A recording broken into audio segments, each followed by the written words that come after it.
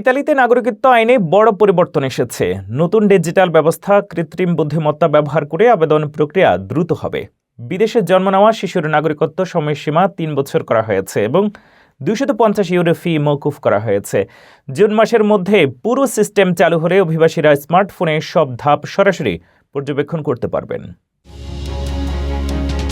ইতালিতে নাগরিকত্ব আইনে নতুন পরিবর্তন ঘোষণা করেছে সরকার, যা দেশটিতে বসবাসরত অভিবাসীদের জন্য সুখবর। নতুন বছরের শুরু থেকেই এই আইনের সুফল পাওয়া যাবে, যার মধ্যে বাংলাদেশ সহ বিভিন্ন দেশের নাগরিকরাও রয়েছেন। ইতালির স্বরাষ্ট্র মন্ত্রণালয় জানিয়েছে ২০২৬ সালের বাজেটে নাগরিকত্ব আইনের সংশোধনী অনুমোদন পেয়েছে। নতুন ব্যবস্থায় আবেদনকারীরা ডিজিটাল সুবিধার মাধ্যমে নাগরিকত্বের জন্য আবেদন করতে পারবেন। আগে যেখানে এক ফাইল এক দপ্তর থেকে অন্য দপ্তরে ঘুরতে ঘুরতে কয়েক বছর সময় লাগত, নতুন ব্যবস্থায় সব তথ্য জাতীয় ডিজিটাল ডাটাবেজে সংরক্ষিত থাকবে। আবেদন করার সঙ্গে সঙ্গেই যাচাই প্রক্রিয়া শুরু হবে এবং ফাইল নিষ্পত্তি দ্রুত হবে।